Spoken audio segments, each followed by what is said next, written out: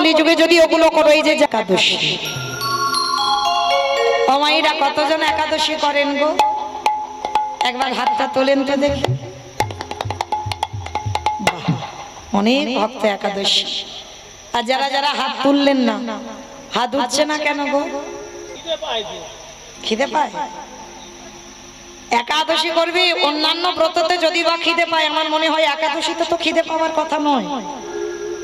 তুমি পঞ্চশস্য বাদ দিয়ে তো প্রসাদ পাবে, অনুকল্প পাবে, দুধ ছানা পাবে, ফল আহার পাবে, এগুলো তো পাবে। তাহলে তো খিদে পাওয়ার কথা নয়। মনে রেখো মা, একাদশী তিথি আমরা হিন্দু ধর্মের মানুষ, কিছু কিছু নিয়ম আমাদের মানতে হয়। আমরা সমাজে চলি না, হিন্দু ধর্মের মানুষ হয়ে আমাদের কিছু বার ব্রত করতে হয়। তাতে কি হয়? সংসারের মঙ্গল হয়। অন্য কিছু হয় না হয় আমি বলতে পারবো না, কিন্তু সংসারের মঙ্গল হবে অনিবার্য। হ্যাঁ, একাদশী তিথিতে বাবা যারা যারা অন্ন সেবা করে, বাবা মাকে হত্যা করলে যে পাপ হয় সেই পাপের বোঝা নিতে হবে। একাদশীতে অন্ন সেবা করলে, গোমাতাকে হত্যা করলে যে পাপ হয় সেই পাপের বোঝা নিতে হয়। একাদশীতে অন্ন সেবা করলে, গুরুজিকে হত্যা করলে যে পাপ হয় সেই পাপের বোঝা নিতে হয়।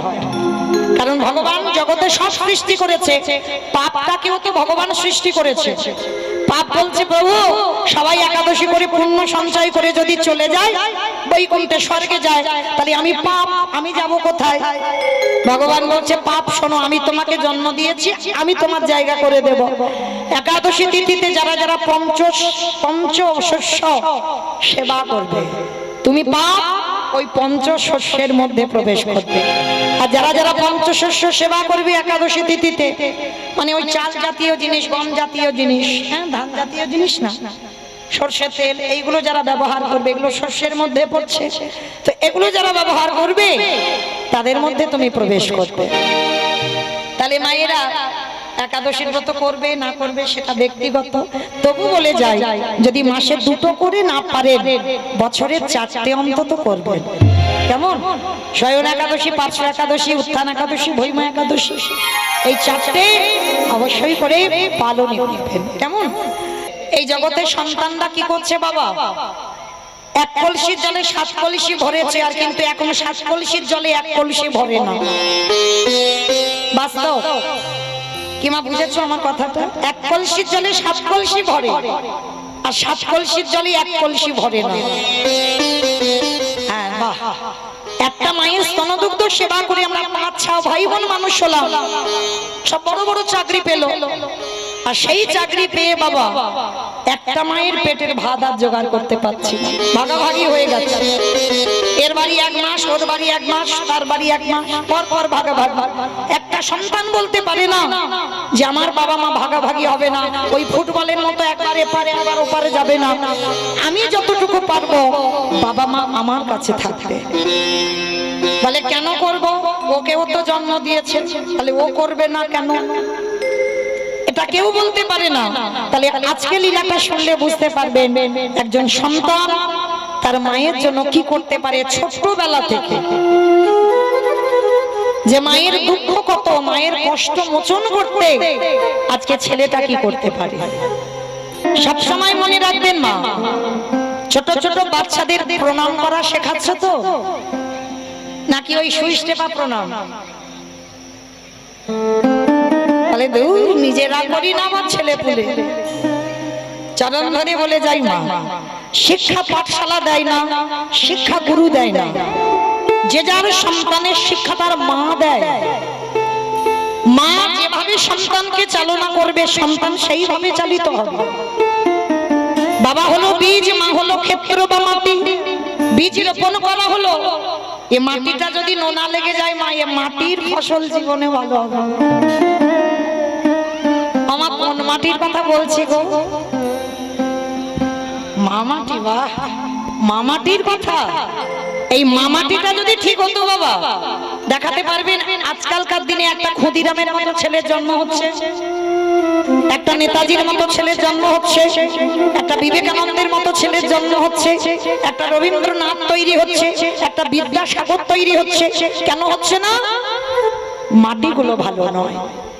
এই মাটিতে আগাছা কুগাছায় ছেয়ে গেছে বাবা, যার জন্য একটা মহান মহান সন্তানদের মা হতে পারছে না। কিন্তু মনে রাখবে মা, প্রত্যেকের বলে যায় আগে প্রণাম করা শেখাবে। কেমন? মহাপ্রভু প্রতিদিন হরিনাম করতে যেত, মা সচী ঠাকুরানীকে প্রণাম করে যেত, আবার হরিনাম করে ফিরে আবারও প্রণাম। কি মায়েরা, আমরা যেতে গেলে অনেকে আছি প্রণাম করি, ফিরে প্রণাম করি, বলে যেতে গিয়ে করি কি তার ঠিক নেই, আবার ফিরে। কিন্তু না, মহাপ্রভু শিক্ষা দিচ্ছেন যেতে প্রণাম আবার ফিরে প্রণাম। কিন্তু আমরা মানি না মা, এই গুরুজনদের পাদ ধুলার কত দাম। আচ্ছা মা, একটা কথা সত্যি করে বলবে? বলবে তো? মিথ্যা বলবে না? ঠিক আছে। আচ্ছা ধরো আজকের কীর্তন শুনছো, কালকে সকালবেলা একটা ভালো জায়গা যাবার ব্যাপার আছে, খুব ভালো একটা শুভ কাজ।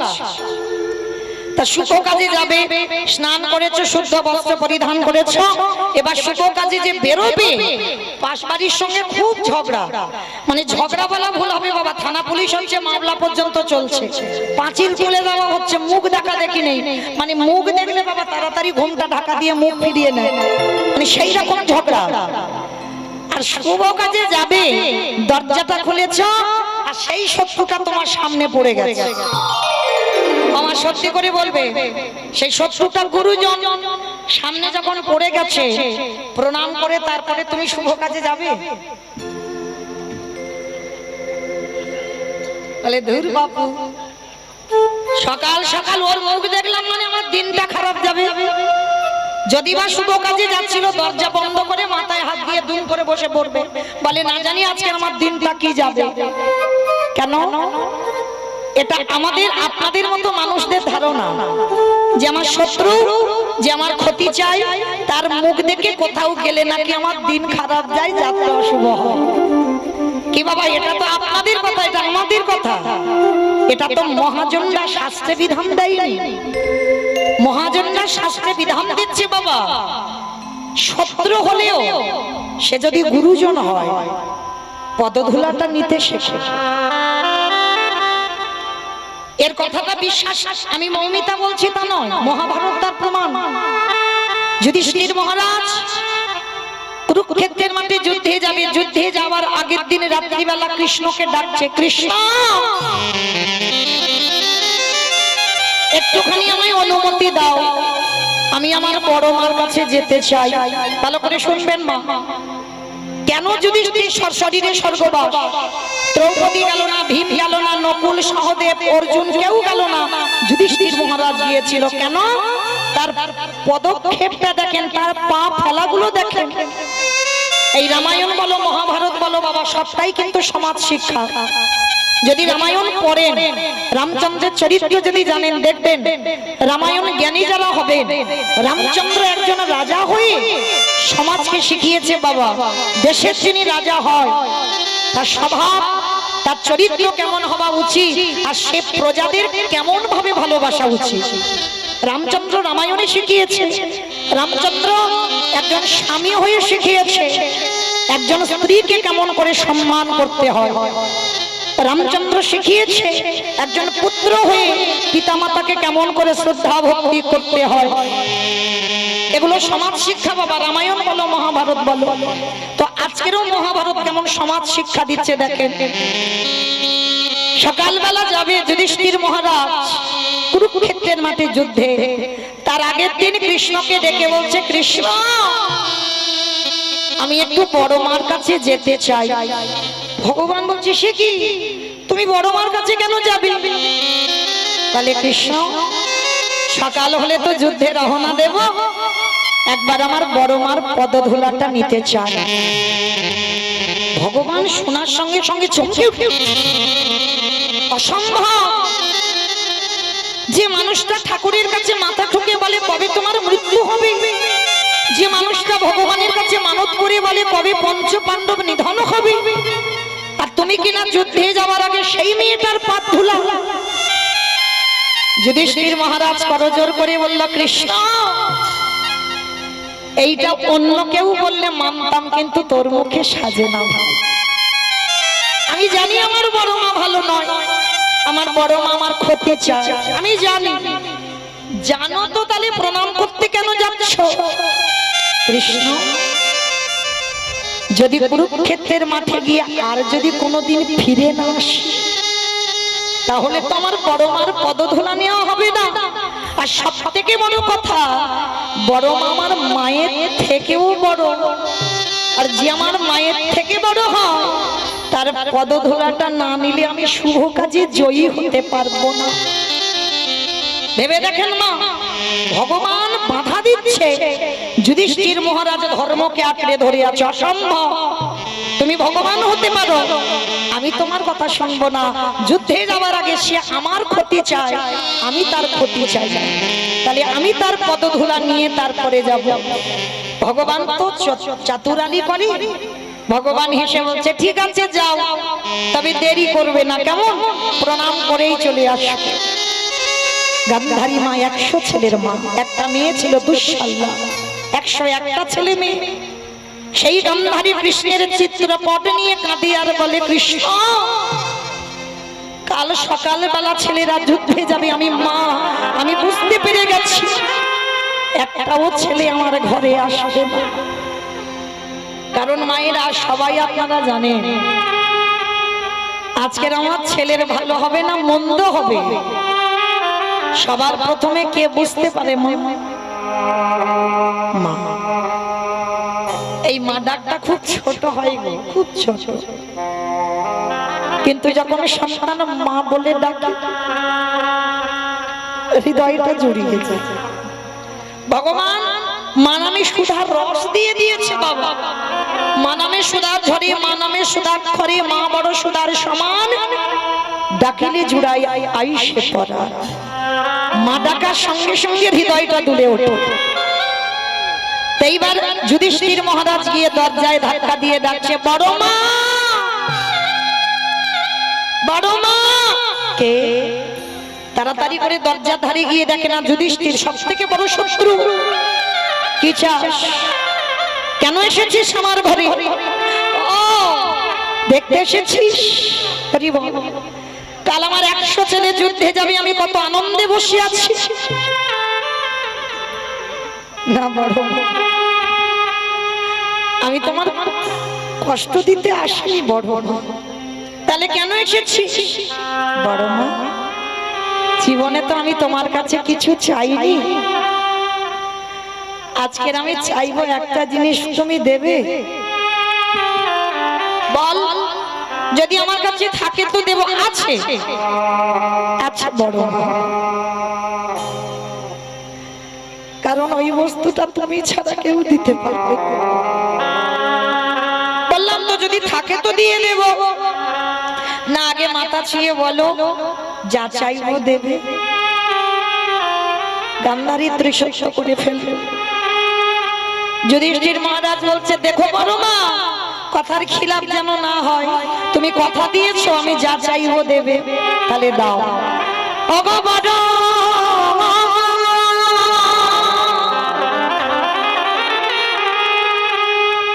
তোমার চরণে আমার একটাই নিবেদন, একেবারে আমার মাথায় হাত দিয়ে তুমি বড় দিয়ে দাও। কাল যুদ্ধে গিয়ে যেন তোমার দৃষ্টি মৃদু হয়ে যায়।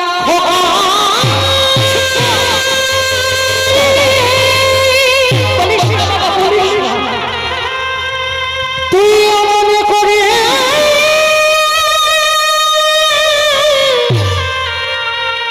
মনে করে বলি না,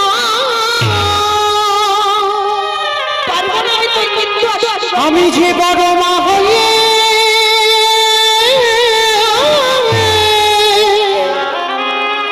শহীদে পারে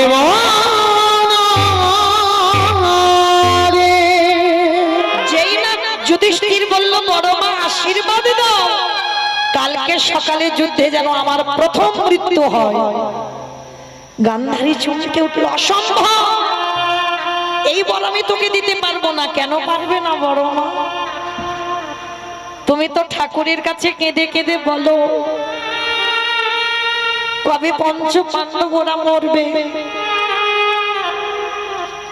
তাহলে আজকের আমি নিজে চাইছি ভিক্ষা, কেন আমার মৃত্যু বর দেবে না? গান্ধারী বলছে, হ্যাঁ রে, মৃত্যু চাইছিস কেন রে বাবা? বড় মা গো, এই জগতে যদি বড় দাদা বেঁচে থাকে,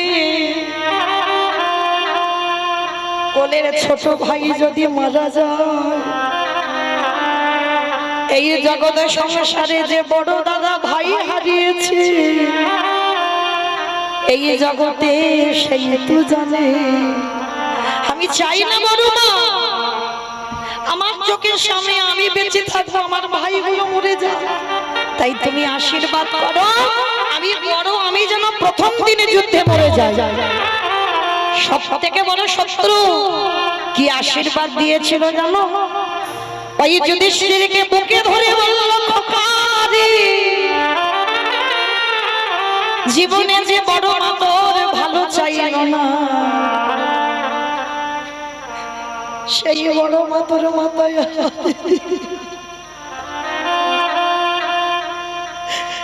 প্রথমবারে করিলাম আশীর্বাদ, ওরে যথা ধর্ম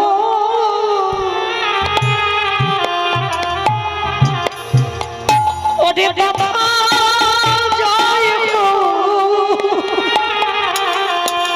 ওরে অধনে মেনা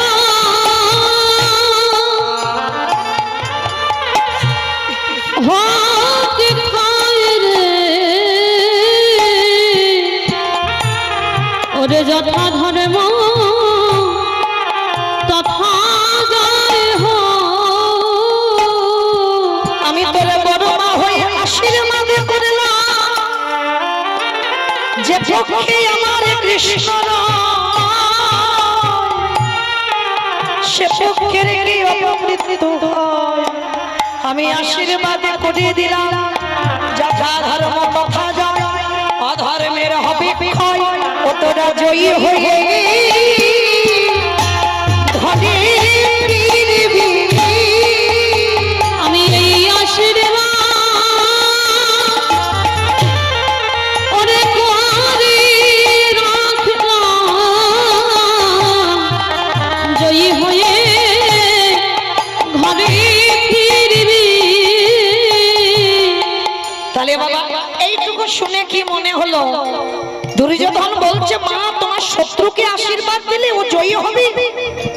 গান্ধারী বলেছিল, খোকারি, পারবি না ওদের সঙ্গে যুদ্ধ করে জয়ী হতে, কারণ আমি মা তোকে নিষেধ করি, তুই বন্ধ করে দে রক্তের খেলা। কিন্তু বাবা যারা অহংকারী ব্যক্তি হয়, তারা জীবনে বাবা কারোর কাছে নত হতে জানে না। আর যাদের মধ্যে আমিত্ব থাকে বাবা, তারা যেটা করবে ঠিক আর যেটা বলবে সেটাই ঠিক। কিন্তু তারা তো জানে না তাদের যেদিনে 16 পালায় পূর্ণ হবে, তাদের বিনাশে তো হবে খাবে।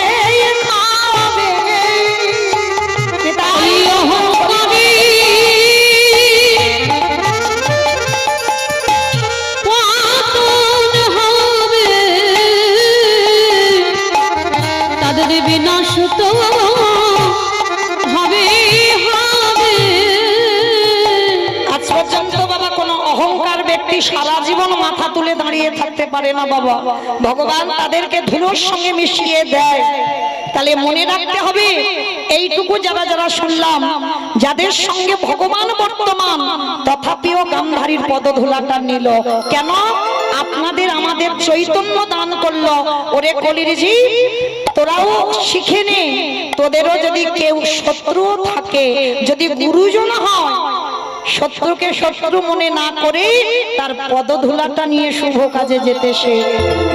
আর যদি তোর চরিত্র এমন হয়, তাহলে এই জন্মে এখানেই থেকে বাবা সশরীরে স্বর্গবাস হবে। তাই গৌর হরিবল হরিবল হরিবল। কি গো মাইরা, তাহলে যাদের যাদের পাশ বাড়ির সঙ্গে শত্রুতা আছে, তাহলে এবার কি করবে? বলে দেখা যাক কি করি, এখন ঠিক ঠিক বলতে পারছি না, তাই না? যজ্ঞ হচ্ছে সকাল দুপুর বেলা থেকে এসে দেখছি কত বড় যজ্ঞ অনুষ্ঠান। তাহলে যজ্ঞ হচ্ছে, মায়ের পূজাও হলো, আবার ভক্ত সেবাও হচ্ছে, হরির নাম সংকীর্তনও করাচ্ছে। তাহলে সবার আগে মনে রাখতে হবে বাবা, কলিযুগে মহাপ্রভু বলছে যাগযজ্ঞ নয়, ধ্যান তপস্যা নয়, পূজা অর্চনা নয়, কিন্তু করলে ভালো। করলে কি হবে না, করলে হবে বাবা সোনায় সোহাগা। যেমন সোনায় সোহাগা হয় না, ঠিক তদ্রূপ কিন্তু কলির মানুষকে বেছে নিতে হবে একটাই পথ। তুমি যাই করো না কেন বাবা, যজ্ঞ করো আর পূজা অর্চনা করো আর ধ্যান তপস্যা করো, একটা জিনিস তোমাকে বাঁচতে হবে, সেটা কি? হরিরে নাম, হরিরে নাম, হরিরে নাম, কালো না আসতে বা না আসতে বা গতির গতির কি বোঝালেন আমার চৈতন্য মহাপ্রভু? কলির মানুষের হরি নাম ছাড়া কোনো গতি নাই, কোনো গতি নাই, কোনো গতি নাই। একমাত্র ভব পারাপারের সম্বল হবে বাবা এই হরি নাম সংকীর্তন। ভালো করে একটু বিচার করে দেখেন, এই যে দাদা ভাই এত সুন্দর ঘর বেঁধেছে, এত সুন্দর, দুপুর বেলা থেকে দর্শন করলাম তো, খুব সুন্দর বাড়ি, খুব সুন্দর মায়ের মন্দির, কিন্তু চিরস্থায়ী নয়। যে যত সোনার পালঙ্কে ঘুমাও না কেন, টাকার বিছানায় ঘুমাও না কেন, রাত অট্টালিকাতে থাকো না কেন, শেষের দিনে সবাইকে মনে রাখতে হবে বাবা, এগুলো আমাদের সম্পদ নয়, চিরস্থায়ী নয়, এগুলো ক্ষণস্থায়ী। আজকে তোমার আছে, কালকে অন্য কারোর হয়ে যাবে, ওটা তোমার নয়। তাহলে আমার যদি একান্ত চির সম্পদ হয়, সেটা হবে আমার গৌর গোবিন্দ চরণ। এ দুটো চরণ ছাড়া বাবা তোমার আপনার কেউ না। তুমি যেদিন এসেছিলে সেদিন শূন্য হাতে এসেছ, আর যেদিন জগতের থেকে চলে যাবে সেদিনও তুমি শূন্য হাতে যাবে বাবা। আমরা যারা ইতিহাস পড়েছি, আলেকজান্ডারের মতো ব্যক্তি বাবা দুটো হাত দিয়ে রোজগার করে গেল, তথাপি বাবা যাওয়ার আগে, মৃত্যুর আগে বলে গিয়েছিল, আমার দেহটাকে যখন কফিনের বাক্সে করে নিয়ে যাবে না, আমার দুটো হাত ওই কফিনের বাক্সের বাইরে একটু ফেলে রেখো। প্রশ্ন করেছিল কেন? আলেকজান্ডারের মতো ব্যক্তি বোঝাতে চাইল, আমি সমাজকে জানাতে চাই যে আমি আলেকজান্ডারের মতো ব্যক্তি, দেখো আজকে যেমন দুটো হাত দিয়ে কত রোজগার করেছিলাম, কিন্তু যেদিন ঘরে ফিরছি যেমন এসেছিলাম শূন্য হাতে, আমার ফিরতে হবে ওই শূন্য হাতে। তাহলে বাবা সাথী হবে কে? কর্মফল। এই দিকে খুব খেয়াল রাখবে বাবা, কর্ম আমাদের ছাড়বে না। না ছেড়েছে ভগবান কৃষ্ণচন্দ্রকে, না ছেড়েছে আমার রঘুপতি রামচন্দ্রকে, না ছেড়েছে বাবা কলিযুগে আমার চৈতন্য মহাপ্রভুকে। ছেড়েছে কি? রামচন্দ্রকে সরুজ নদীর জলে প্রাণ ত্যাগ করতে হলো, ভগবান কৃষ্ণচন্দ্রকে প্রভাসের তীর্থে প্রাণ ত্যাগ করতে হলো, চৈতন্য মহাপ্রভুকে 48 বছর বয়সে জগন্নাথ ধামে প্রাণ ত্যাগ করতে হলো। তাহলে ভগবান নিজে নিজেকে ছেড়ে দিল না, আর আপনারা আমরা তো তুচ্ছ বাবা। তাহলে মনে রাখতে হবে মা, সাথী হবে আমাদের কর্মফল। কতদিন সাধু সঙ্গ করলাম, কতদিন ভক্ত চরণ আশ্রয় করলাম, কতদিন আমি সৎ সঙ্গ করলাম, কতদিন আমি ধর্মকে আঁকড়ে ধরলাম, কতদিন আমি হিন্দু ধর্মের মানুষ হয়ে, আমার সনাতন ধর্মের মানুষ হয়ে আমার হিন্দুত্বটাকে বজায় রাখতে পারলাম।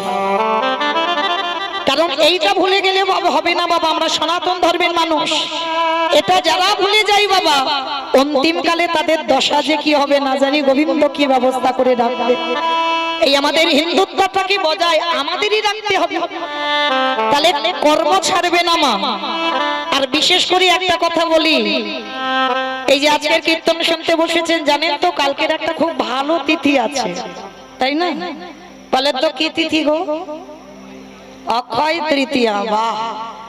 এই যে কালকের অক্ষয় তৃতীয়া, জানো তো মা, যা যা করবে, যদি কারোর সঙ্গে ঝগড়াঝাটিও করো, মানে কারোর সঙ্গে মারামারিও যদি করো, সেটা অক্ষয়। কালকে যা যা কিছু করবে সবটা অক্ষয়। তাহলে বাবা কি করতে হবে? অবশ্যই আমাদের কর্তব্য সাধু সঙ্গ করব, ভগবানের আরাধনা করব, যেগুলো আমাদের সাথে যাবে বাবা, অক্ষয় থাকবে।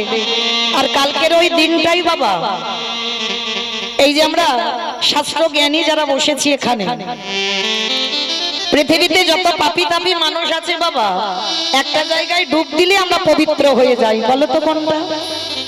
গঙ্গা, তাই তো? অন্তত মহাজনেরা বলছেন বৎসরে একবার গঙ্গায় ডুব দিতে হবে। কেন? সারা বছরে তুমি যত পাপ কর্ম করেছো, সকল পাপ কর্ম থেকে তুমি মুক্তি পেয়ে যাবে।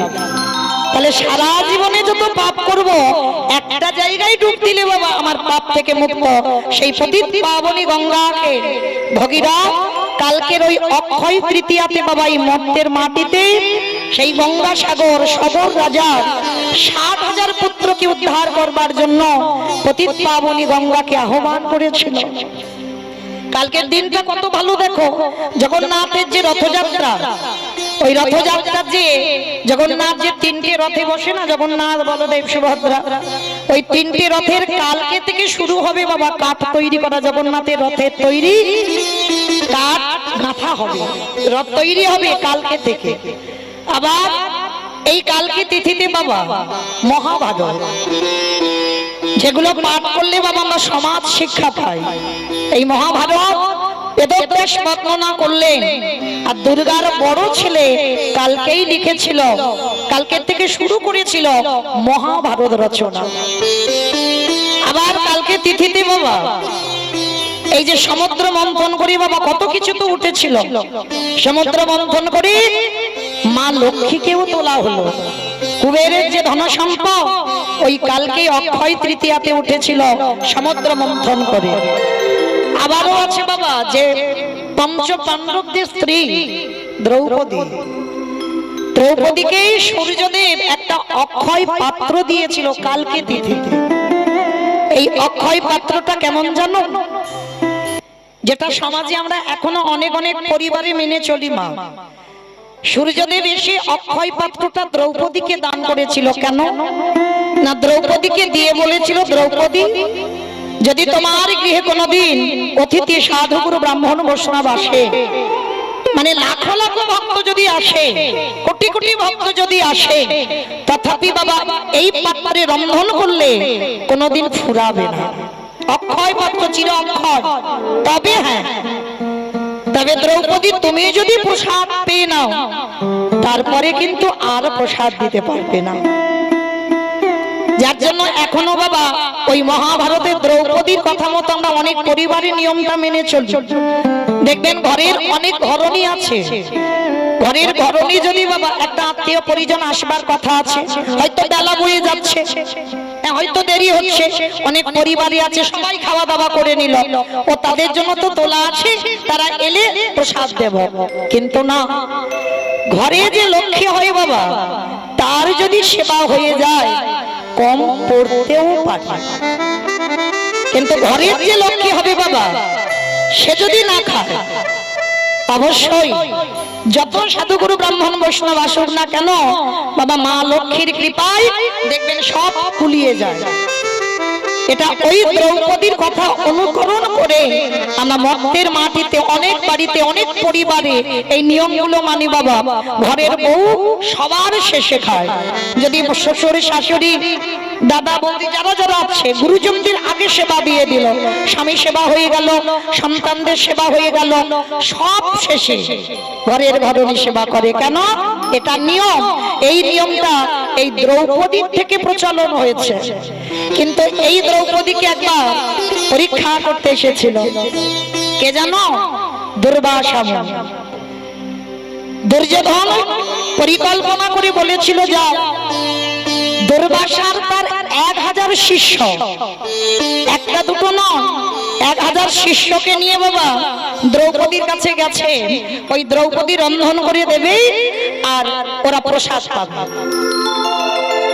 আর সব থেকে বাবা রাগী ব্যক্তি হচ্ছে, রাগী মুনি যদি বলতে পারো, ওই দুর্বাসা মুনি। মানে হুটহাট করে যদি একটু রেগে যায় সঙ্গে সঙ্গে অভিশাপ, হ্যাঁ সঙ্গে সঙ্গে অভিশাপ দেবে। দুর্বাসা সব থেকে রাগী। এই দুর্বাসাকে জানো? পরম বৈষ্ণব বাবা ভোলানাথের দ্বিতীয় কলেবর সতী অনুসুয়ার সন্তান। আর এই দুর্বাসা মুনি ১০০০ শিষ্য নিয়ে দ্রৌপদীর ঘরে গেছে, কিন্তু সেদিন পঞ্চ পাণ্ডবকে সেবা দিয়ে আমার দ্রৌপদীর প্রসাদ পাওয়া হয়ে গেছে। আর যখনই দ্রৌপদীর প্রসাদ পাওয়া হয়ে গেল, এইবার কি করবে বাবা? যেমন সেবা হয়ে গেলে কি হয়, আমার যা রান্না করেছিলাম রান্না তো সবাই তো খাওয়া হয়ে গেছে, আর তো প্রয়োজন নেই, চিন্তা ভাবনাও নেই। আর কারো যদি আসার কথা থাকে বাবা ফোন করে আসবে। তেমন সময় দুর্বাসা হাজার শিষ্য নিয়ে প্রবেশ করলো। যুধিষ্ঠির মহারাজ, ভীম, অর্জুন, নকুল সহদেব ওদেরকে ডেকে বলল, শোনো, আজকের আমরা হাজার শিষ্য নিয়ে তোমার এই আঙিনায় প্রসাদ পেতে চাই। যখনই কথাটা বলা বাবা সবার মাথায় হাত। কেন? একটা দুটো লোক তো নয়, হাজার শিষ্য আর দুর্বাসা, মানে অত বড় হাঁড়ি কুড়া কোথায়, মানে অত অত অন্ন ব্যঞ্জন পাবো কোথায়, অত কাঠও ঘরে নেই, তাহলে কি হবে? কিন্তু দ্রৌপদী, আমার ঘরে কিছু নেই। আর তাছাড়া দ্রৌপদী বলছে, স্বামী আমার তো সেবা হয়ে গেছে, আমি এখন কি করি ওদেরকে সেবা দেব বলো? যুধিষ্ঠির বলছে, কেন? তোমার তো অক্ষয় পাত্র আছে। বলে, অক্ষয় পাত্র আছে তো বটে, শেষ হবে না, কিন্তু আমি যে আজকের প্রসাদ পেয়ে ফেলেছি, আর আমি পেয়েছি মানে আর তো নেই। এইবার দুর্বাসা রাগী বাবা কিছু বলতে পারছে না। হাজার শিষ্যকে নিয়ে স্নানে গেছে বলে চলে গেল যে আমার হাজার শিষ্য প্রসাদ পাবে। পঞ্চপাণ্ডব চিন্তায় পড়ে গেছে, কি করব? দ্রৌপদীর প্রসাদ হয়ে গেছে, অক্ষয় পাত্র আর পাবো না, প্রসাদও থাকবে না, চিন্তায় পড়ে গেছে। কিন্তু দ্রৌপদী যারা কৃষ্ণ চরণের দাস হয়, কৃষ্ণ চরণে যারা দেহ মন প্রাণ সমর্পণ করে, মনে রাখতে হবে মা, সকল বিপদে পৃথিবীতে যদি সবাই তোমাকে ছেড়ে চলে যায়, তুমি যেন কোনোদিন গোবিন্দ চরণ ভুলে যেও। এরা পঞ্চ পাণ্ডবীদের খেয়াল নেই। দ্রৌপদী নিরজনে বসে বসে কাঁদছে, সখা আজকে আমার ঘোর বিপদ, দুর্বাসা মুনি তার হাজার শিষ্য প্রসাদ পাবে, কিন্তু অক্ষয় পাত্রী আর কিছু নেই, কারণ আমি তো প্রসাদ পেয়ে নিয়েছি, আর তো কিছু সেবা দিতে পারবো না। তুমি একবার তাড়াতাড়ি আমার কাছে এসো। মনে রাখবেন বাবা, ভক্ত যদি কায় মনোবাক্যে ডাকার মতো ডাকে, আমার ভগবান পৃথিবীর যে প্রান্তে থাকুক না কেন, একেবারে যদি ভক্ত কায় মনোবাক্যে ডাকে দেয়, আমার ভগবান পৃথিবীর যে প্রান্তে থাকুক না কেন, ও যে ভক্তির দাদে, ভক্তির দাদে ছুটি সে যে ভক্তাই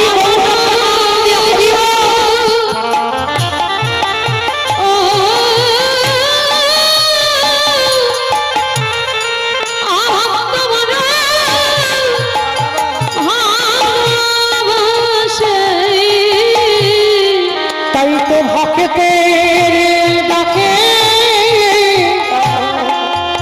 দয়াল ছুটে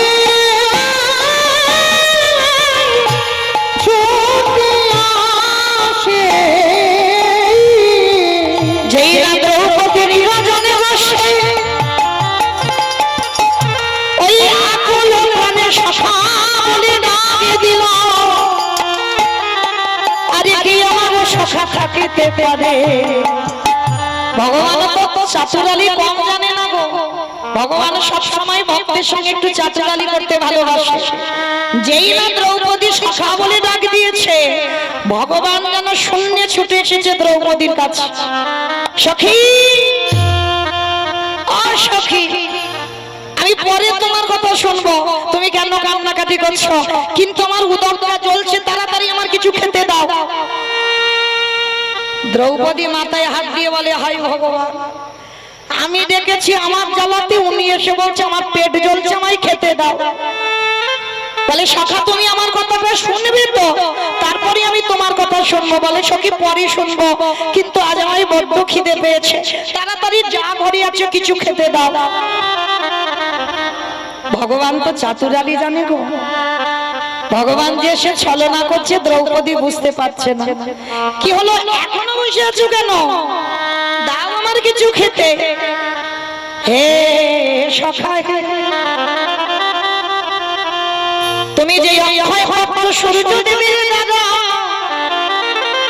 আমার হাতে তুলে দিয়েছো, সখা আজকে তো আমি প্রসাদ পেয়ে নিয়েছি, আমার ঘরে তো কিছু নেই, আমি তোমাকে দেব কি? আমি যে আজকে সাগন্য পেলাম, কিছু নেই আমার ঘরে। ভগবান বলছে সখী দেখো না হাড়িতে কি কিচ্ছু লেগে নেই। বারবার বলছে কিছুকে বলে তুমি ভালো করে দেখো, হাড়িটা নিয়ে দেখালো কিছু পড়ে নেই, একটা অন্ন লেগে নেই। এইবার ভগবান বলছে সখী গো, আজকের কিসে করে তুমি প্রসাদ পেয়েছো? বলে সখা আজকের কিছু জোটেনি, একটা কলা পাতা জুটেছে। বলে কোথায় ফেলেছো এঁঠো পাতাটা? বলে কেন? ওই যে দূরে অদূরে দেখো পড়ে আছে। ভগবান নয়ন জলে ভুগু ভাষা আরে কাঁদি আর বলে সখী গো, ওই যে পাতাতে তুমি প্রসাদ পেয়েছো, একবার গিয়ে দেখো ওই পাতাতে কিছু লেগে আছে কিনা। সখা ওই পাতাতে কি লেগে আছে তাতে তোমার কি হবে? দেখো না কি হয়। এইবারে দ্রৌপদী যেখানে পাতাটা ফেলেছে, ভগবান ছুটে গিয়ে ওই দ্রৌপদীর একটু পাতাতে দেখে না একটা শাগে অন্ন লেগে আছে। ভগবান আদর করে ওই শাগ অন্নটা হাতে তুলে নিয়ে দ্রৌপদী নয়ন পানে চেয়ে ওই শাগ অন্নটা সেবা করেছে। কেন? এ তো শুধু প্রসাদ নয়, এ যে হলো মহাপ্রসাদ, এ যে প্রসাদ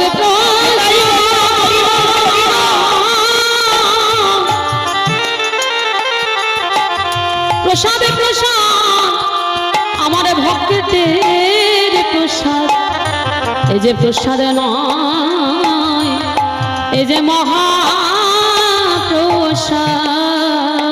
মনে রেখো বাবা, ভগবানকে সেবা দিলে সেটা প্রসাদ হয়, আর ওটা যখন ভক্ত উচ্ছিষ্ট করে দেয় বাবা সেটা হয়ে যায় মহাপ্রসাদ। ভগবান এ যুগে নয়, যুগে যুগে ভক্তের মহাপ্রসাদ পাবার জন্য লালায়িত। আর এদিকে দুর্বাসা আর তার হাজার শিষ্য বাবা স্নান করে সবে উঠেছে, আর ভীম অর্জুন নকুল সহদেব যুধিষ্ঠির মাথায় হাত।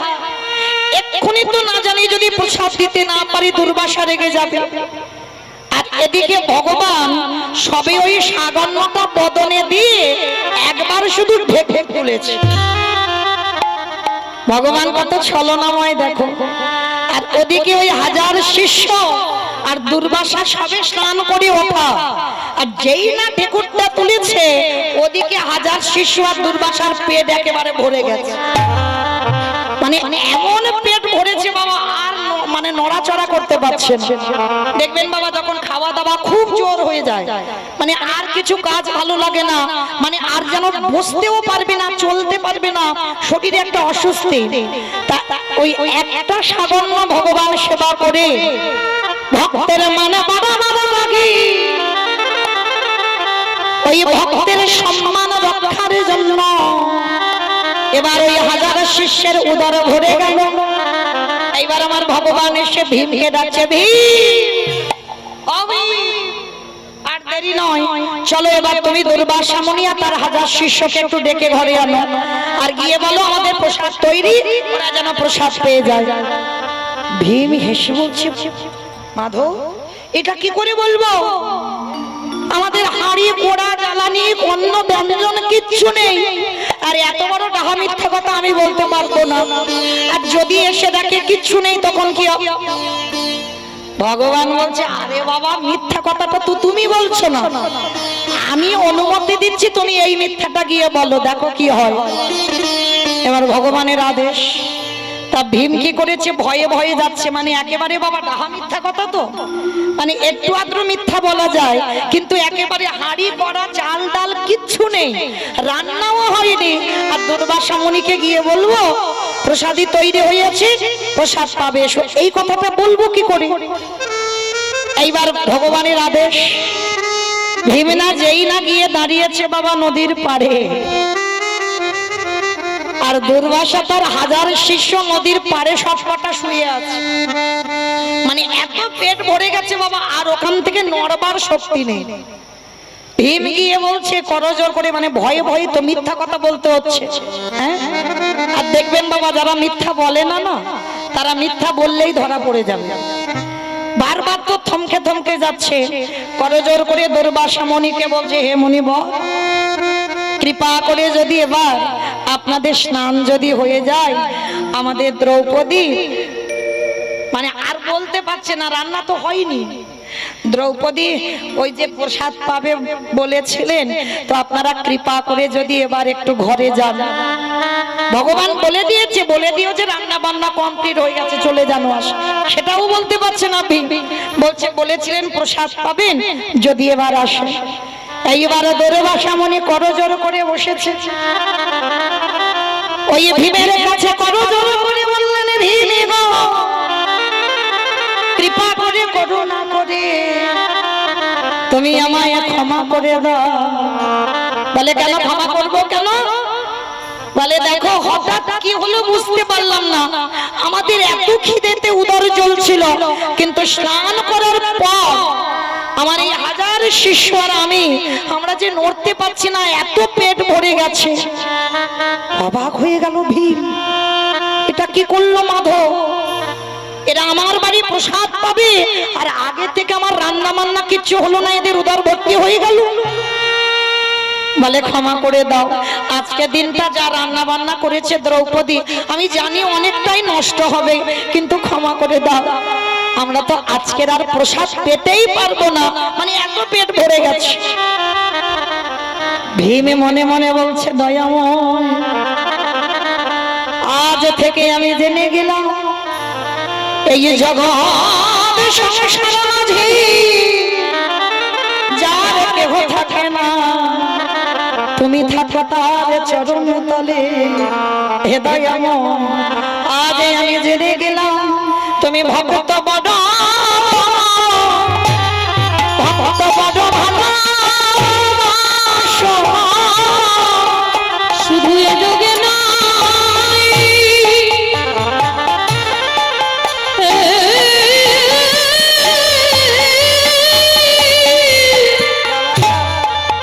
প্রতি যুগে যুগে তুমি যে ভক্ত বড়, বড় ভালো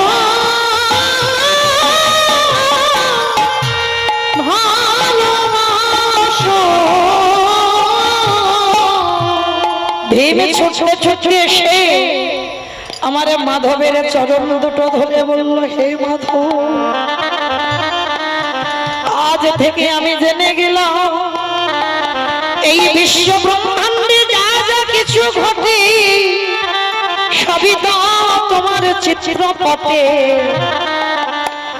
দ্রৌপদীর দিকে আমার ভগবান তাকিয়ে ডাকছে, বলছে, সখী কিছু বুঝতে পারলে? দ্রৌপদী চরণ তলে লুটিয়ে পড়ে বলল, সখাকে আমি এই জীবনে যতবার বিপদে পড়লাম, আর যতবার তোমার চরণে আশ্রয় করলাম, শুধু বাবা দুঃশাসন যখন দ্রৌপদীর চুলের মুষ্টি ধরে এনেছিল, তখন বাবা আমার মাধবকে একটু স্মরণ করতে দ্রৌপদীর দেরি হয়েছে। আর দেরি যদি না হতো, যখন দুঃশাসন দ্রৌপদীর ঘরে প্রবেশ করলো, তখনই যদি আমার দ্রৌপদী একবার কাঁদা প্রাণে যদি সখা বলে ডাক দিত, ভগবান পৃথিবীর যে প্রান্তে থাকুক না কেন, ভক্তের দ্বারে ভগবান ছুটি আসতে বাধ্য হতো। সর্বদা বাবা শুধু অর্জুনের সামনে ভগবান ঢাল হয়ে দাঁড়ায় না। আজকে দ্রৌপদী যখন যখন বিপদে পড়ে বাবা, একবার যদি সখা বলে ডাকে, ভগবান ওই অর্জুনের মতো এসে সামনে ঢাল হয়ে দাঁড়ায়। আজকের ভগবান প্রমাণ করে দিল, দ্রৌপদী আমি জানতাম তোমার অক্ষয় পাত্র থেকে তোমার সেবা হয়ে গেছে, কারণ আমি অন্তরে জানি ভগবান, ভক্তের অন্তরের সকল কথা আমি বুঝি। তাই তো আমি কায়দা করে তোমার ঘরে এসে ওই দুর্বাসা যাতে আর আসতে না পারে আজকে, তার জন্য ব্যবস্থা করে দিলাম। তাহলে মায়েরা দ্রৌপদী কালকেই তিথিতে পেয়েছিল সেই সূর্যদেবের কাছ থেকে অক্ষয় পাত্র। তার মানে কালকে তিথিটা এটাই বোঝাতে চাইলো যা যা কিছু করব কালকে সবটাই কিন্তু আমাদের অক্ষয় থাকবে। তাই সবার চরণ ধরে আমার বিনীত নিবেদন, কালকের এমন কোনো কর্ম করবেন না যেটা আমাদের এই 84 লক্ষ জনই মানব জনম, তো 4 লক্ষ বার মানব জনম, 80 লক্ষ জনম ফেলে এসেছি বাবা। তাহলে কালকে তিথিতে এমন কর্ম আমরা করব যেন আগিয়ে যায়, কেউ যেন আবার 80 লক্ষ জনিতে বাবা ফিরতে আমাদের না হয়, এই কথাটা একটু স্মরণে রাখবেন। একটু সাধু সঙ্গ, একটু ভক্ত সঙ্গ, যাদের মন্দিরে যে কোনো দেব দেবী আছে একটু ভগবানের সেবা পূজা, কালকের একটু ভগবানের আরাধনা ছাড়া, ভগবানের ভাবনা ছাড়া যেন মা আর কোনো ভাবনা, কোনো চিন্তা, কারোর সঙ্গে দ্বন্দ্ব, কারোর সঙ্গে বিবাদ, এগুলো যেন না হয়। এইটুকু আপনাদের চরণে, মানা না মানা ব্যক্তিগত ব্যাপার, তবু বাবা বলে দিলাম কালকে তিথিটা বড় মানে পূর্ণ সঞ্চয় করবার তিথি। তাহলে শেষের দিনে যদি আমাদের কর্মসাথী হয়, তাহলে কালকের এমন কর্ম করব সেই কর্মটা যেন আমাদের অক্ষয় থেকে যায়। নিতাই গৌর প্রেমানন্দে হরি বল, হরি বল, হরি বল। কালকের একটু দান ধ্যান করা, এগুলো একটু মনে রাখবেন, অবশ্যই কালকে একটু পালন করবেন। কেমন আজকে তাহলে বাবা কর্ম হবে আমাদের সাথে, তবে শুধু কর্ম না, আর একজন আমাদের সাথে যাবে, কে জানো? এই হরি নামে যাবে আমাদের পচা দেহ, যা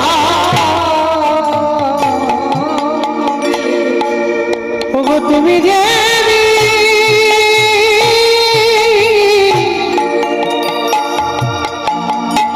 তুমি যদি ভবকারে যাবে,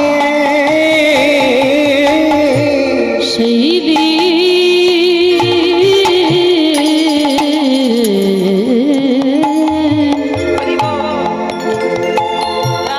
সেই দিনে নাম যাবে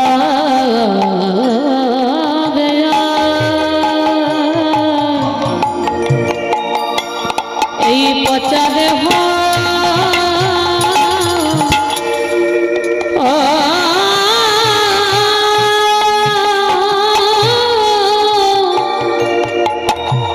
দেহ যাবে।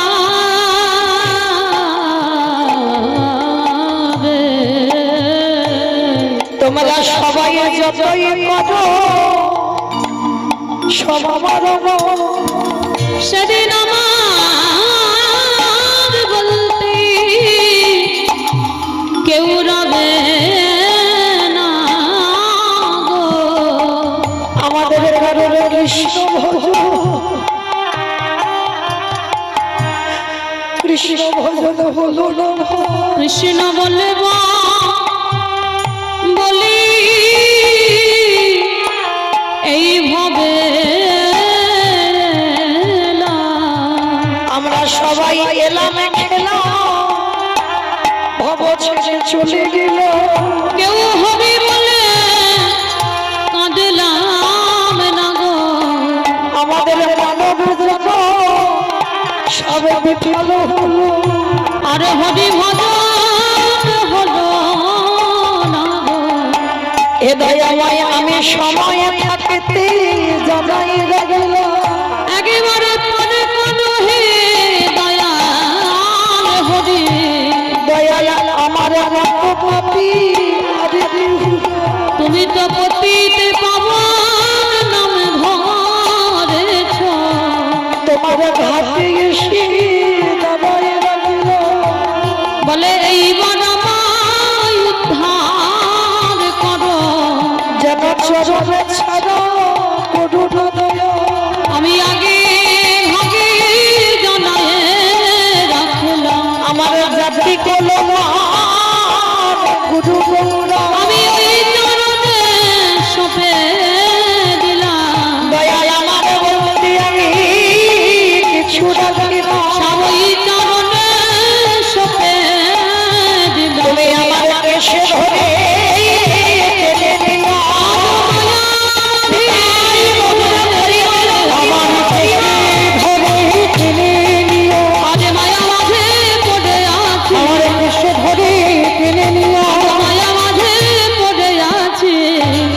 নাম যাবে আর পচারে হো যাবে। মায়েরা শুধু একটাই কথা মনে রাখবেন, এ দেহটা দিয়ে শুধু ছেলে পুলে মানুষ করবার জন্য নয়, এ দেহটা দিয়ে শুধু স্বামী সেবার জন্য নয়, এ দেহটা কৃষ্ণ ভজিবার তরে সংসারে আয়ন মিছে মায়ায় বদ্ধ হয়ে বৃক্ষ সম হইল। এ জনম আমাদের কৃষ্ণ ভজনের জন্য, খেলায় হারিয়ে দিও না গো। মহাপ্রভু বলছে এত সুন্দর জনম পেয়েছিস, আমাকে দেখবার জন্য দুটো চোখ দিলাম, আমার নাম শুনবার জন্য দুটো কর্ণ দিলাম, আমার নাম বলবার জন্য বদন দিলাম, আমার কাছে আসবার জন্য দুটো চরণ দিলাম, আমার চরণে তুলসী দেবার জন্য দুটো হাতও দিলাম। তাহলে এত সুন্দর দেহটা আমার ভগবান যে গড়ে দিল, ও মায়েরা কজন ভক্ত আমরা সারা দিনের মধ্যে আমাদের এই 10 ইন্দ্রিয় গোবিন্দ সেবায় লাগাতে পারছি। ভগবান ওই জন্য বলছে, ওরে কলির জি, যারা বলতে চায় তারা বলতে পারে না, পশু পাখিরা তারা বলতে চায় কিন্তু বলতে পারে না, কারণ ভগবানের প্রিয় পশু হচ্ছে গাভী, গোমাতা। গোমাতা ভগবানকে দেখতে পাচ্ছে, ভগবান মুরলী বাদন করছে শুনতে পাচ্ছে, ভগবানের সঙ্গে গোষ্ঠে যেতে পারছে, ভগবান যা দিচ্ছে খেতে পাচ্ছে, কিন্তু কৃষ্ণ বলে তারা ডাকে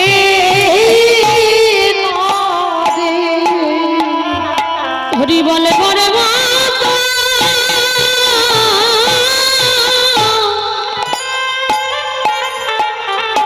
হরি বলে বলে মাতা, বদন পেল না,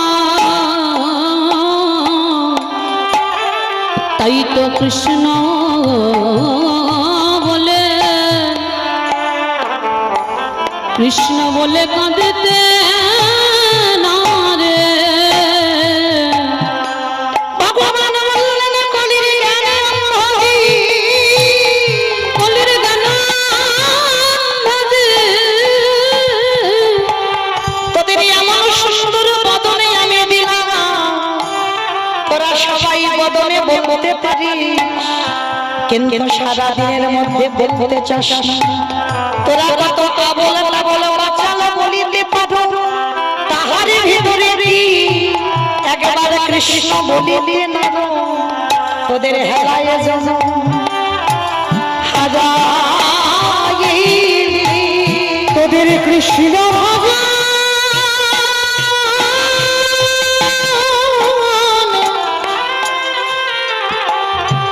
তোদের কৃষ্ণ ভজ আরে যে হলো না রে, হরি রে বল। ভলায় জনম হারাইলি।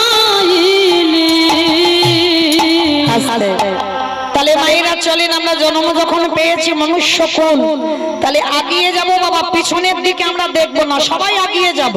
এই ভাবনা নিয়ে কালকে সংকল্প করবে, প্রভু আমরা যেন আগিয়ে যেতে পারি, আমরা যেন আর পিছনে না যাই, কেমন? তাহলে আজকে চলেন সেই চৈতন্য মহাপ্রভু, সত্যতে নারায়ণ, ত্রেতাতে রাম, তারপরে কৃষ্ণ, কলিতে হলেন সে কৃষ্ণ চৈতন্য মহাপ্রভু। প্রভু আমার যেদিন নদিয়ায় এলেন, নদিয়ার অবস্থাটা কেমন ছিল জানো? বৈষ্ণব মহাজনীরা বৈষ্ণব পদ নিচ্ছে বাবা, কত সুন্দর কথা দেখো। ওগো জয় জয় জয়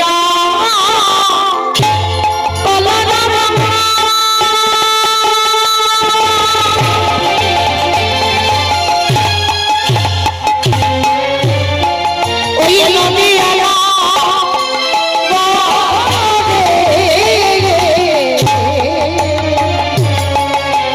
জয় জয়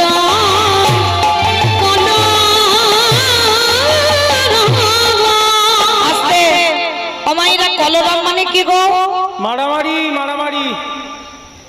কলরাম মানে মারামারি? কলরাম মানে কি? চিৎকার চেঁচামেচি গন্ডগোল হইচই।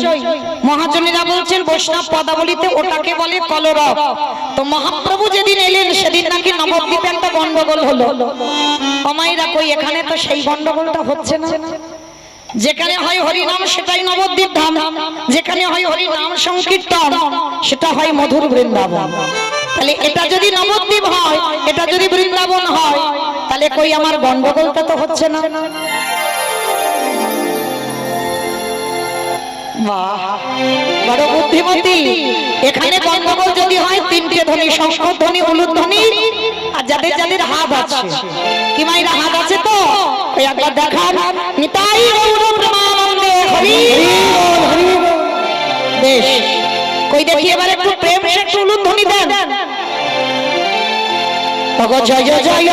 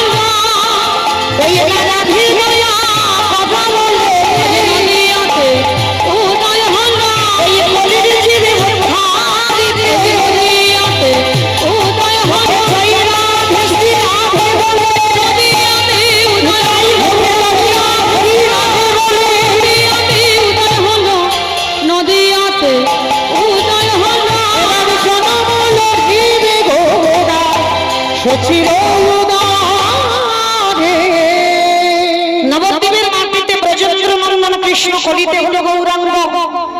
আর মায়েরা গৌর এসে কি করছে, যাকে দেখছে তার দুটো পায়ে ধরে বলছে তোরা কৃষ্ণ বল।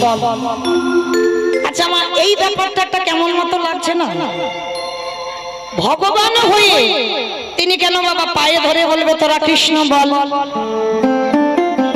কারণ ভগবান নিজে সমাজকে শেখাচ্ছে যে আগে প্রণাম করতে সে, সাধুগুরু বৈষ্ণব চরণে গুরুজনদের চরণে আগে নত হতে সে।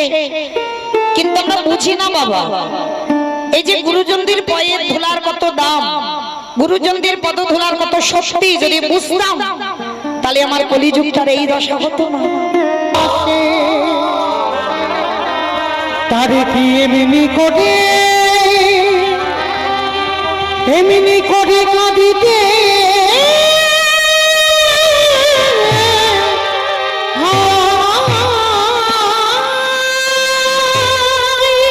সব যদি কেড়ে নেবে, কে বলেছিল এমন সংসার দিতে? ফিরিয়ে দাও আমার স্বামীকে, ফিরিয়ে দাও। পাগলিনীর মতো বসে বসে মা আমার কাছে। গ্রামের লোকজনেরা এসে বলে বলেন দূর হয়ে যা, বেরিয়ে যা। এই কে কোথায় আছিস? ও যদি গ্রামে থাকে আমাদের গ্রাম অপবিত্র হয়ে যাবে, ওকে বের করে দে। আমি ধুর ধুর করে দাঁড়িয়ে দিয়েছি। সুখের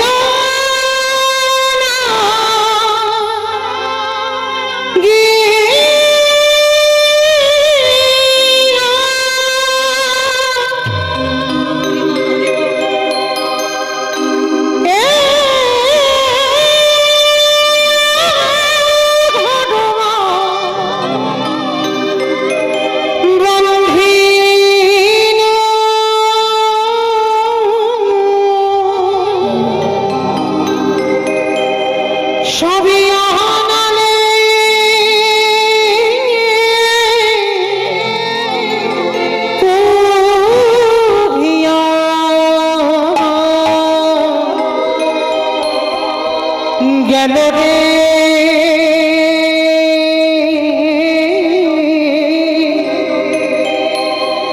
সবই আমারে পুরিয়া গেল। কেন কেড়ে নিয়েছো তবু? ফিরিয়ে দাও, ফিরিয়ে দাও।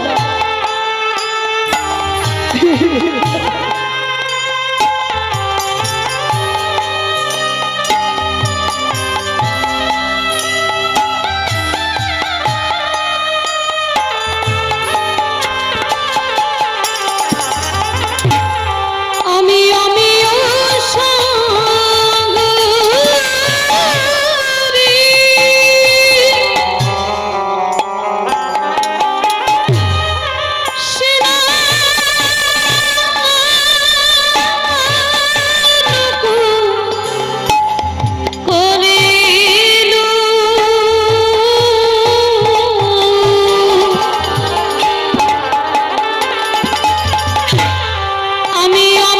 সাগরে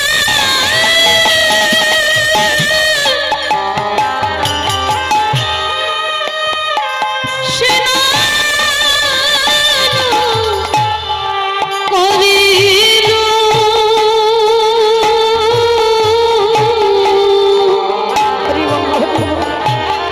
সকলি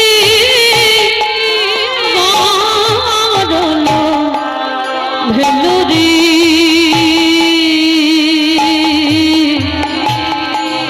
সকলি গারল ভেলো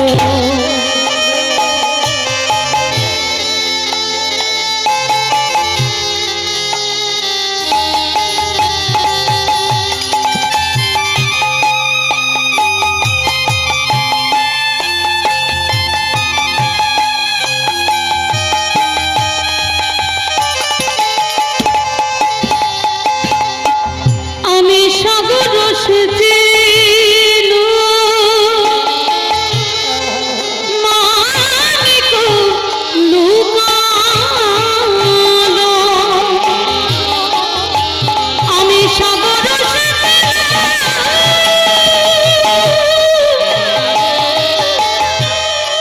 ওই মানিক লুকালো এই অভাগিনী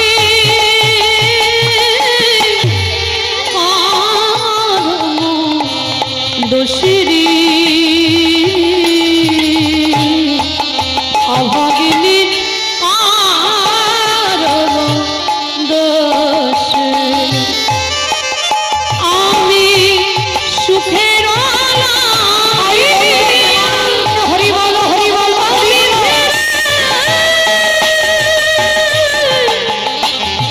আমি ধীরে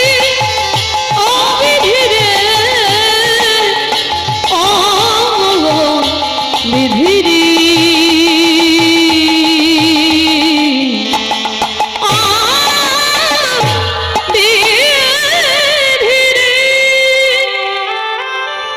চিরজনমের মতো স্বামীর মৃত্যু হয়ে গেল। গ্রামের লোকজনেরা দাহ কাজ সম্পূর্ণ করলো, গ্রাম থেকে মায়াবতীকে তাড়িয়ে দিল, কিন্তু সবাই তো আর খারাপ নয়। গ্রামের শেষ প্রান্তে একটা বাড়িতে মা বলে না সুযোগে সদ্ব্যবহার, কাজের পরে মেয়ের প্রয়োজন ছিল, বলল শোন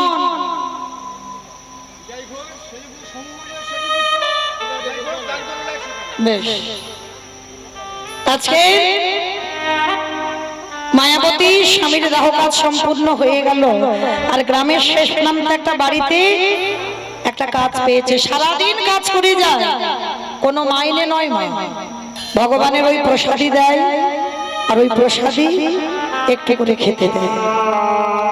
আর দেখতে দেখতে মায়ের 10 মাস 10 দিন, আর ওই 10 মাস 10 দিন যখন পূর্ণ হয়ে গেল, মার কোল আলো করে একটা ছোট্ট ফুটফুটে পুত্র সন্তান এলো। তার নাম রেখেছিল বিহারী লাল।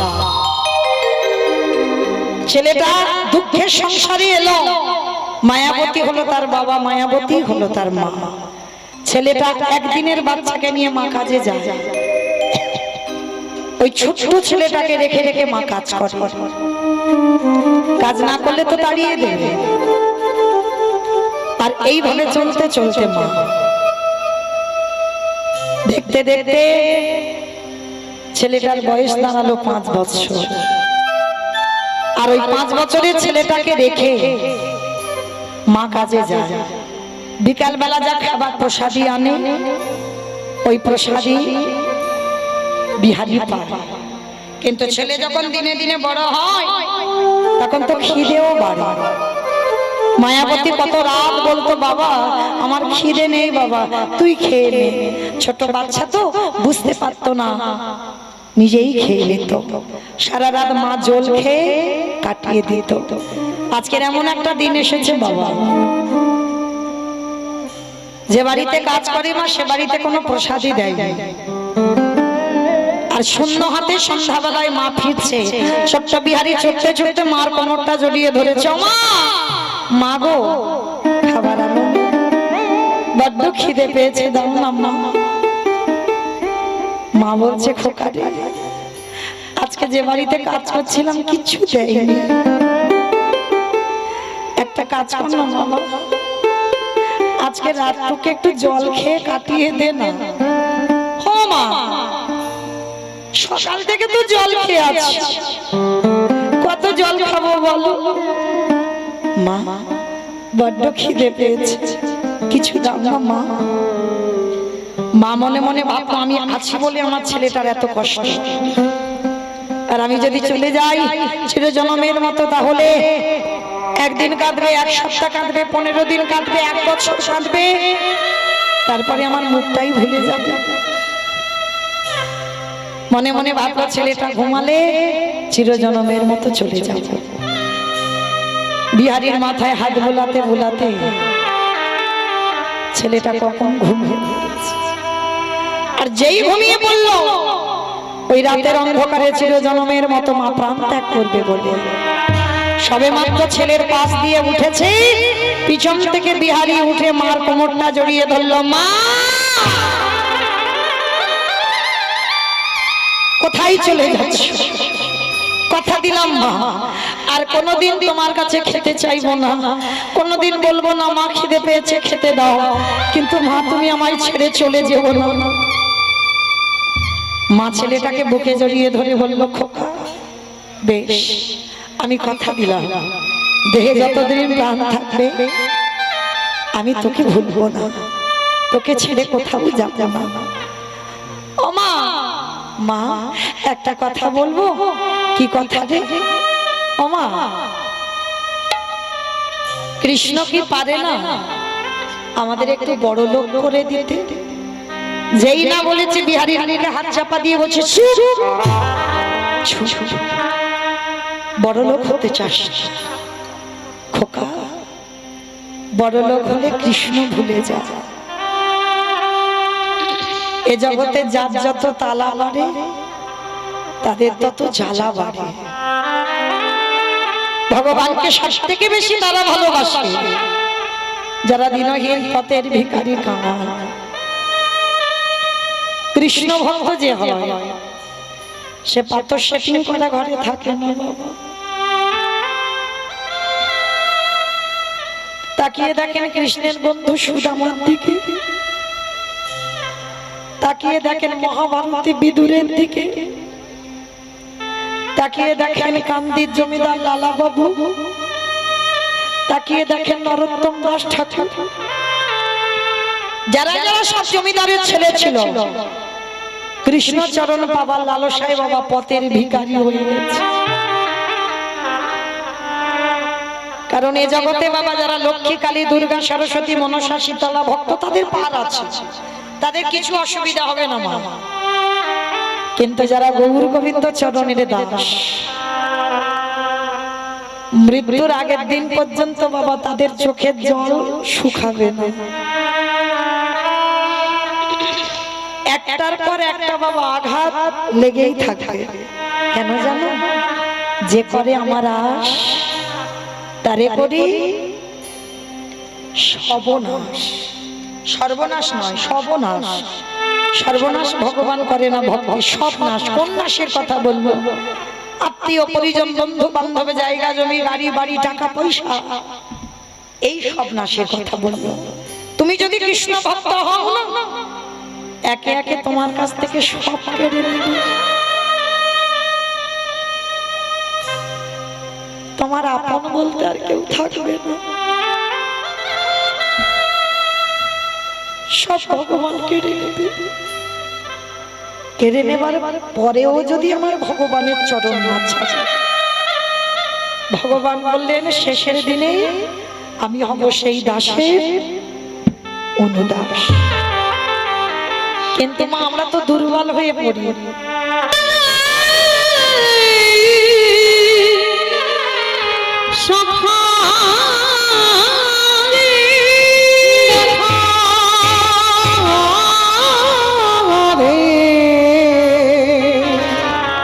কৃষ্ণ রে ভক্তবাৎসল্য ভগবান আর থাকতে পারলো না। বৃন্দাবনে পাথর মূর্তি ত্যাগ করে সচল বিগ্রহ হয়ে এসেছে। বিহারীকে পরশ করেছে, সব জ্বালা জুড়িয়ে গেল। ভগবান ছলনা করে বলছে, এই, তোর নাম কি? আমি বিহারী। বিহারীর তো আর কোনো জ্বালা নেই। ভগবান স্পর্শ করতেই জ্বালা জুড়িয়ে গেল। পরশমণি পাথর লোহাতে ঠেকালে লোহা সোনা হয়, আর আমার ভগবান পরশমণির থেকে আরো মূল্যবান। ভক্তকে পরশ করলে তার হৃদয় সোনার থেকে আরো দামি হয়ে যায়। বিহারীকে বলছে, এই, তোর নাম বিহারী। বিহারী বলছে, তোমার নাম কি গো? ভগবান মনে মনে ভাবছে, আমার তো অনেক নাম, কিন্তু এখন আমি যে নামটা বলবো, আমার নাম বিপদ ভঞ্জন মধুসূদন। যারা যারা বিপদে পড়ে আমি তাদের রক্ষা করবার জন্য আসি। ও, তুমি বিপদ ভঞ্জন? আচ্ছা বিপদ ভঞ্জন, তুমি বলতে পারবে কৃষ্ণের বাড়ি কত দূর? ভগবান হেসে উঠেছে। বাবা জলে দাঁড়িয়ে জল জল খুলে বাজাচ্ছে, মানে জল কই, অথচ জলে দাঁড়িয়ে সামনে কৃষ্ণ। বলছে কৃষ্ণ কোথায় বলতে পারবি? তার বাড়ি কোথায় বলতে পারবি? ভগবান তো অন্তর্যামী, সব জানে। মনে মনে ভাবছে, এত সোজা সরল ছেলে, কি করে বলবো যে বৃন্দাবনে কৃষ্ণ আর নেই? ওটা লীলা। তুই যেটা শুনে এসেছিস যে কৃষ্ণের বাড়ি কাজ করবে, নবলক্ষ ধেনু 24 জন বন্ধু, সেই লোভে পড়ে এসেছে। কিন্তু কি করে আমি বোঝাবো? না না না, আমার মন্দিরে যে পূজা দেয় তার তো বাড়ি অনেক গরু আছে, আমি মিথ্যা করে বলে দিই ওইটাই কৃষ্ণের বাড়ি। আর ছোট্ট সোজা সরল ছেলে, ও কিছুতেই ধরতে পারবে না। ভগবান ইচ্ছা করে বলে দিল, ওই তো, ওই যে বাড়িটা দেখতে পাচ্ছিস, ওটা কৃষ্ণের বাড়ি।